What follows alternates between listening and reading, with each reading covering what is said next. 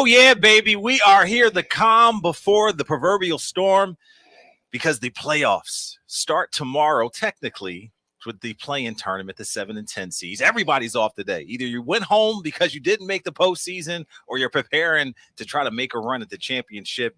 And let's be realistic, the NBA, a league of not much parity. So it's going to be the top echelon teams that are going to be the ones in the running. The Sixers are or are not among those teams, depending on how you look at it. We'll get into it. Noah Levick, Danny Pommells, Ben Berry here with the Sixers Talk podcast. We're live here at Rivers Casino.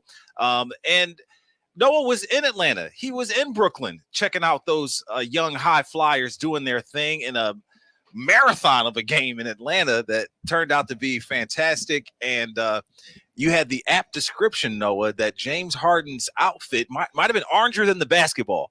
Said slightly more.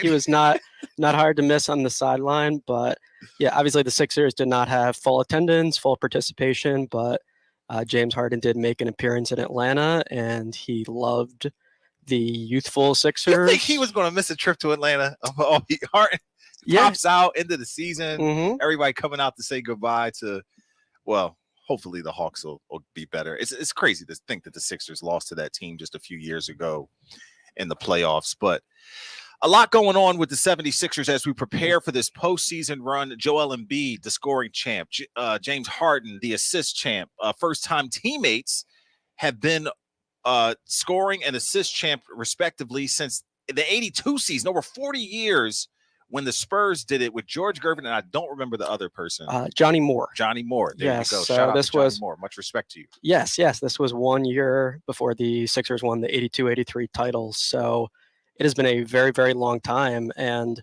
obviously we know that's a great duo. But for me, it was just wild to see Harden 10.7 assists per game, 4.2 of those to Joel Embiid. I mean, that's just a massive number. I think the next guy on the list was Tobias Harris with 1.4. So that is the bread and butter of the Sixers offense, to put it mildly. And yeah, I think that's an accomplishment worth highlighting, just that this is the best duo, at least in that regard, in over 40 years. And for the Sixers, they finish also with 54 victories, which is their most since the 2001 season. And we all know what happened that year. And, of course, the Sixers are aiming to replicate that and most focused on the postseason aspect of that, which is finally here. They're hoping to run through this Eastern Conference. And first up is the Brooklyn Nets. And it is worth mentioning that Joel Embiid would be eligible for the scoring title, postseason awards, and all those things, playing 66 games this season. James Harden would not be eligible for those things, playing 58 games this season based on the new collective bargaining agreement. Thoughts on that? Well, I think Harden... We know how you feel about, you feel like 65 is too many. You talked about that on previous podcasts. I do, yeah. So let's set the people up with your perspective. Indeed, yeah. I think there is no need to place that sort of restriction on awarding guys at the end of the year, but it is funny because Harden hit the exact minimum number that he needed to, 58 of 82. If you don't hit that number, then it gets a little complicated, where it's like, if you would have been the leader in that category, if you'd played 58 and you played 56, blah, blah, blah. But he got the job done, second scoring title in his career, second assist title, and he has 3 scoring titles. So I think it puts in perspective just that this is an all-time great offensive player. Straight up. Give the man his credit. Yeah, I mean, he's risen to 20th on the NBA's all-time assist list, past guys like Bob Cousy recently, Guy Rogers we mentioned. So obviously... Who also were on that list. Wilt and Guy Rogers led the league in scoring and assists back when. Of I think only 4 teammates, 5 teammates have ever done it. Some Philadelphia Warriors even, I think, a little before that. So the Philly ties are strong with that particular accomplishment. But James Harden is very focused on the immediate future, but he's a guy who always appreciates the historical context. And I think from our perspective, this is an apt time to do that as well. Just note that this guy is pretty special in terms of being elite at scoring, an elite playmaker, and the Sixers hope that the 33-year-old version of Harden, who's playing on an Achilles that's not exactly 100%, is capable of doing those things at a high enough level, in the playoffs. I was always very impressed with his humility when he was named to the top 75 all time. It's kind of surprised that he was made the list.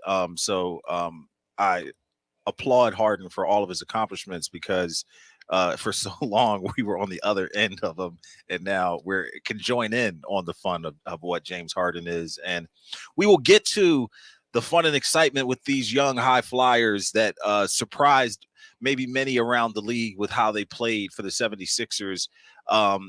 We will get to that. Noah has a great perspective, but the temperature is hot for the playoffs for this team. We waited all season, Noah, for this team to finally make a long playoff run, a big playoff push. If the team wants the love and support and admiration of the fan base, they got to give them something to love and admire. And hopefully this playoff push will contribute to that mentality. And listen, the journey is very important, and I stress that. We have closed off a part of the journey. 54 wins, great accomplishment for this team, third in the East in a hard-fought division. They overcame some great adversity. We can reflect on the regular season ad nauseum, but there's time for that. We have another podcast later in the week. We can reflect then. But right now, let's set the temperature for this playoff push. The Sixers facing the Nets team that has some weapons. They have a player in Mikal Bridges with a chip on his shoulder, proverbially, against the team that drafted him, didn't play him, had him hugging and kissing his mom in front of the media and everybody, and then traded him away. There's a storyline there that you can grasp onto and build on if you're Mikal Bridges.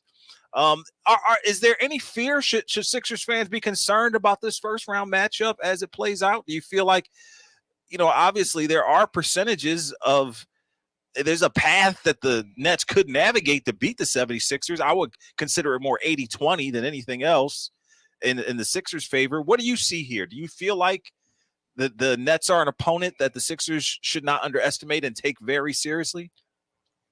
Well, I think it's always wise to strive to do that. Mm-hmm. But yeah, my odds on the series would be better than 80-20 Sixers. I don't have any doubt about 95-5. We going. What are we doing? I don't know exactly. Yeah, I mean, I will wait a couple of days to make the official prediction and lock that in. But I think a lot has to go wrong. Noah holding the cards close to the vest. I love it. I think a lot has to go wrong for the Sixers, and a lot has to go right for the Nets for Brooklyn to prevail in this series. And you look, after the very eventful trade deadline for Brooklyn, they're a 12-15 ball club.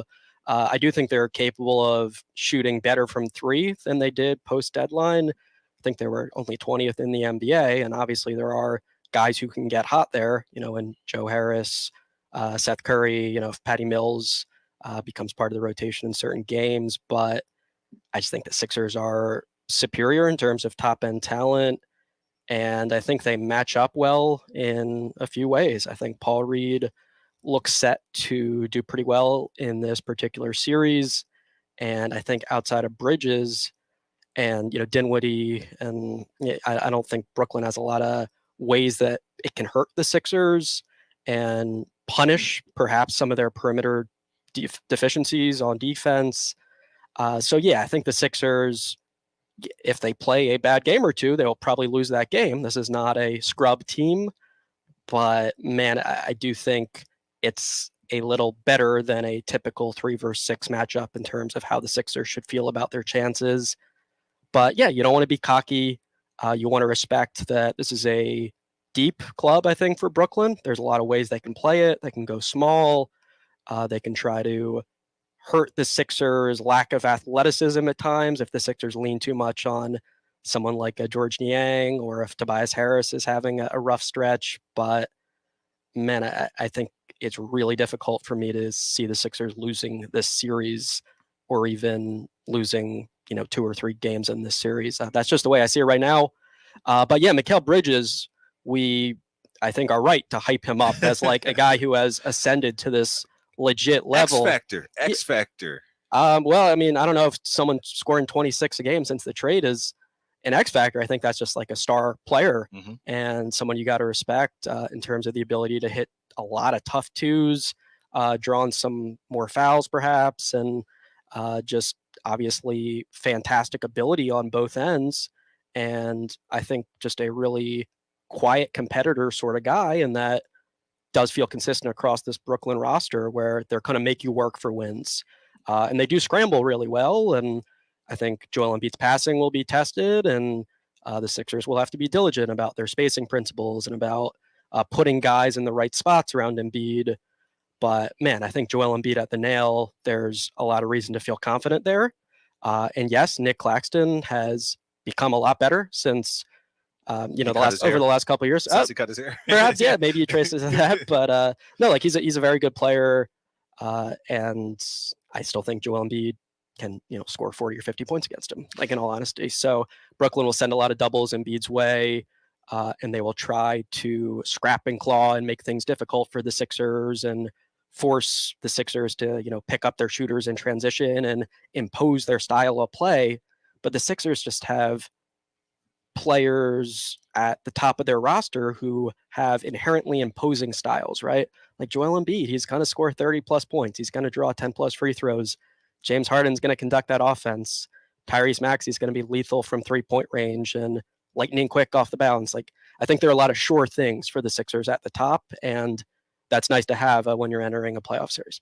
Definitely nice to have. And I say X factor when it comes to Mikal Bridges because he's more than just a typical 25, 26, 27 point per game guy because of some of the points I outlined. And those, listen, there's the tangibles and intangibles. So there's some intangibles that come with this series that the Sixers might not be able to account for. And if the Nets 3-point shooting, as you mentioned, and they have good 3-point shooters, that could be something that you don't account for. Something that suddenly they get hot, you're not making shots. And like you said, it would be weird to see the Nets win 2 or 3 games in this series because you would assume the Sixers have much loftier goals. They're focused on, being as much of a sure thing as possible at this point of the season, but you never know. And the Nets series in general is kind of a microcosm and kind of brings some finality to this whole trade situation and Harden and Ben Simmons, who unfortunately you won't even get to see play in this series with the Brooklyn Nets. Do you feel like we'll see him on the bench? What do you think just in general? Yeah, looking like he's going to be present. So I'm sure when he is in Philadelphia, he will again be the target of boos, but once the ball is tipped, Mikal Bridges will be getting booed, and Cam Johnson, and all the other guys who are having an impact on the game. But I think that, of course, would have been fascinating if he was part of this, and it would just bring so much intrigue. Oh yeah, no, this would be the marquee first round series. We wouldn't be playing at 1:00 on Saturday if Ben Simmons was involved. Agreed. Yeah, I think everyone would be wondering, would we be seeing a hack of Simmons from Doc Rivers, and just the Embiid versus Simmons minutes, and a lot of cool storylines there. But I think we saw when Embiid and Simmons did finally square off, there was a lot detracting from the Sixers' focus, and they didn't play an especially clean or good game. So that is not on the table now, and I think there will be greater focus on just the controllables basketball-wise. And from the Sixers' perspective, that's probably a good thing because I do think they're a better basketball team, and yeah, if they lost the series, that would be really bad. It doesn't look like something that should happen here. Provided everyone important remains healthy, and yeah, obviously the Sixers were extremely cautious, as we thought they would be in these final few games of the regular season. So it appears they at least should enter game 1 in a decent spot with their health. And as we said throughout the regular season, that was a very important goal, and it appears like they pretty much have checked it off. Man, starting hot and heavy Saturday, the Sixers, the first game out of the chute. Nets and Sixers at 1. Nets and Sixers at 1. Boston and an opponent to be determined from the play-in at 3:30. Knicks and Cavs at 6, and then Warriors Kings, rounding out the Kings in the playoffs, rounding things out. If you like basketball, particularly NBA basketball, a fun slate of games. I mean, that Knicks Cavs could be a great precursor to that Warriors Kings matchup, and nothing like if you have ever been in Northern California to enjoy these two teams going at it with so many ties and, proximity things going on between the Bay Area and Sacramento and whatnot. So a lot of fun between those fan bases, I would imagine. Let's pay some bills here on the Sixers Talk podcast. Of course, we are coming to you here from Rivers Casino, but we are brought to you by Wilmington University, among others. Wilmington University students are in the game, upskill in fields like cybersecurity, fintech, healthcare, and education, in person or online. Get in the game at Wilmington University. Find us at wilmu.edu. Injured for over 70 years, Lundy Law has been the #1 personal injury law firm in Pennsylvania, New Jersey, and Delaware. Their services are exemplary. Their results are exceptional. Call 1-800-LUNDY-LAW to get the money you deserve. It's time to rush to new rewards at Rivers Casino. Now there's a whole new way for you to earn, redeem, and level up your rewards. Get your new Rush Rewards card and get more out of your game at Rivers Casino, Philadelphia. Gambling problem? Call 1-800-GAMBLER. Back here on the Sixers Talk podcast, we are here in Rivers Casino, in the flesh. Come check us out here once a week. And as we move this thing along, the Sixers put the youngsters on display and the maybe not so frequently seen players on display these last two games. Shout out to Delaware Bluecoats. I can't remember if on the last podcast, I think that was the next day after they won the championship. I don't think we noted it. Yeah, but we didn't note it. Oh, okay. Well, no, I think it was post our last podcast. So, okay, so it happened after. So yes, so Bluecoats won the G League title, first time they've ever done it. They'd made the finals the prior 2 years, but got over that hump. And Jaden Springer was the finals MVP. He scored 43 in game 1 and made 5 3-pointers, and then 21 in game 2, averaged 32 a game. Yeah, not bad. So and was humble about it, very workmanlike in how he described his effort and energy to get to this and how his teammates responded and whatnot. As someone who has gone to Bluecoats game and gone down to Delaware and checked things out there, it's funny when you think about the players the Sixers have been able to snatch out of the G League. Robert Covington comes to mind. Paul Reed comes to mind, and pay dividends for them. Is Jaden Springer shaping up to be another one of those players? And we've talked about it in the past about how Doc Rivers has been so complimentary to his defense and continues to be that way. What are you thinking about the ceiling for this kid? Any chance he might pop up in a playoff game? I guess he's the toast of those G League players, although Mac McClung a close #2. What do you make of Jaden Springer's season, how he was able to get this org over the hump, and what his future might be here in Philly this season specifically? This season, I still think we're looking at you would need an injury or two for him to be in the picture. So clapping on the bench is about. I think that'll be the primary role, but injuries do happen, and I think the Sixers wouldn't be terrified if Springer has to go out there and guard somebody. Let's say, theoretically there's an injury to one of Milton or Melton, and then one of those guys gets in foul trouble or what have you. His first extended NBA minutes, his first start is against Trae Young, and I thought he was awfully impressive with his on-ball tools. He is not disruptive like a Thibault or a Melton and racking up tons of steals and blocks, but there's just a natural solidness to his defense, and I think a good feel for when to provide pressure, when to back off a little bit, and just doesn't really allow a lot of clear opportunities for his opponents to score. And sure, some of that is taking a lot of pride in his defense, but I think you have to also credit his savviness and his intelligence at a young age, and clearly has instincts to be strong on that end of the floor. You can see why the Sixers are so high about that. But I thought his offense was way above my expectations. I mean, it's one thing to score 43 in a G League game, but he had 19 in Atlanta and did it in a variety of ways. Hit a couple threes, including one the Hawks kind of dared him to take, but also scored in the mid-range where he's generally looked comfortable, had a couple strong drives using his physicality, and I think the passing remains a work in progress. The Sixers aren't so sure where his best position is. I think right now he looks most comfortable off the ball as a small, undersized 2, but man, his offense has really come along in year 2, and that was the most important thing. Mm-hmm. The 3-point numbers still aren't sparkling, but he's on a really encouraging upward trajectory there. Has worked with Phil Beckner, and I think Springer and the Sixers overall feel good about he's shooting a less stiff jump shot. He's more comfortable. He's more confident. It's taken him less time to get it off. He doesn't need a deep dip. Like, those are pretty big improvements to make as a shooter in a single year.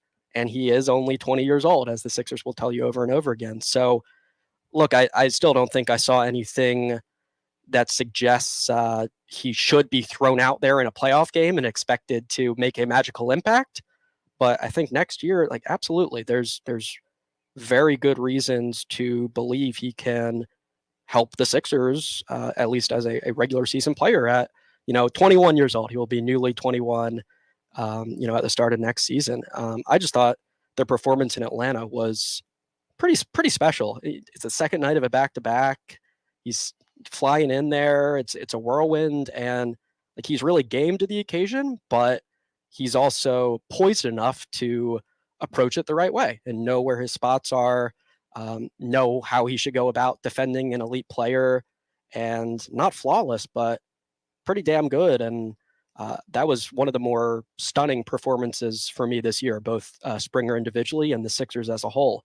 Hawks were at full strength trying to win that game, and the Sixers somehow pulled it off in overtime. Yeah, and it was great to watch Springer and some of those guys rise to the occasion. And like you said, Springer on a bit of a short leash just to finish playing in Rio Grande and coming over to Atlanta. And that second game of that 3-game series was great. I mean, it was a great, fantastic, down to the wire, trash talking type of intense basketball game. So both teams really wanted it. So to see the Blue Coats come out on top was really cool. His running mate, Mac McClung, and just to take a quick moment, I first saw Mac McClung in high school, thought he was just a dunker, and he is so much more than that and has shown such a propensity to work hard and stick with it. And you had a feature on him on the website a few weeks back, around the All-Star break, a few months back, I should say. And take from it what you will, but if you saw the last 2 games, you saw him stroking the outside shot, you saw him going to the basket, filling lanes, playing defense. There's something there, and how that gets developed and who it gets developed with, maybe it will be here with the Sixers, maybe someone else, but not bad, not a bad player. No, yeah, I think he's not a one-dimensional guy, and he's been really determined to prove that. I still think that it's highly unlikely he's an average NBA defender. I think he's going to be below average if he gets minutes, but give him credit for, in a weird situation, a game that was meaningless to basically everyone, he was playing really hard on that end of the ball. He was tightly pressuring it as much as possible, and made a couple nice plays there. Had the one where he poked it away from Cam Thomas, who still did score 46 for Brooklyn. And was trying to get to 50 every way he could, but didn't quite make it. Kept getting denied, yeah. And he had the late charge on Patty Mills, which just led Montrezl Harrell to be absolutely elated.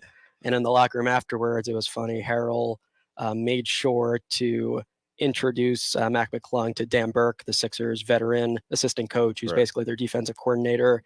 And he was playing up just how great a defensive play that was. But I think nevertheless, it is laudable that McClung, in a spot where many guys would just be looking for numbers and trying to make some highlight dunks or whatever, like, he was focused on trying to help the Sixers win and doing the right things on both ends.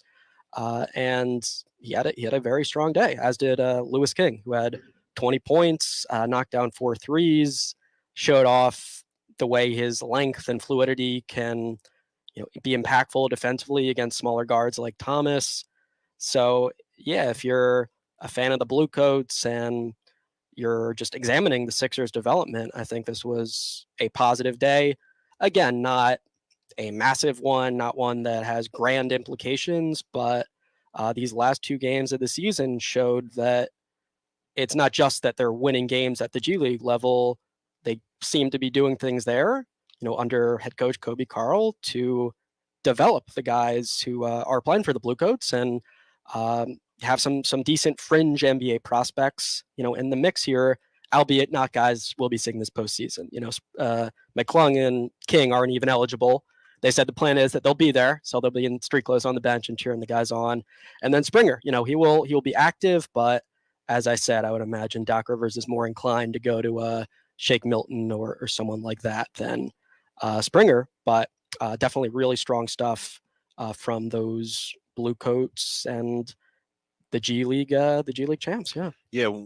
So the sad thing for Luke King is that he was a bit handcuffed because there was nothing he was going to do on the court that would top the chase down block he had in the G League championship, because that was ridiculous. And if I recall, they were only down 2 points at the time, and he came down and smacked the ball off the rim when the Rio Grande thought they had a definite 2 points, and even the guard kind of slowed down a little bit, and which helped Luke King catch up to him. But yeah, he has an interesting style to watch for me, because it seems so smooth and like he's just kind of going about his business a little casually, and then maybe guys get lulled to sleep a little bit, and there's that hidden explosiveness that he knows when to turn on.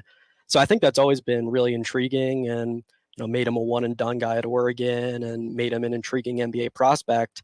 Still a question of, can he put it all together and can he crack the NBA on a regular basis? But this was definitely a small little step in the right direction, and he, I think, rose to the occasion in his one appearance this year for the Sixers. 20 points, 4 threes, strong defense. Boy was at the podium. Boy was at the podium afterwards. Yeah, he was deservedly up there next to his guy, Mac McClung, and it was definitely their day on Game 82 for the Sixers.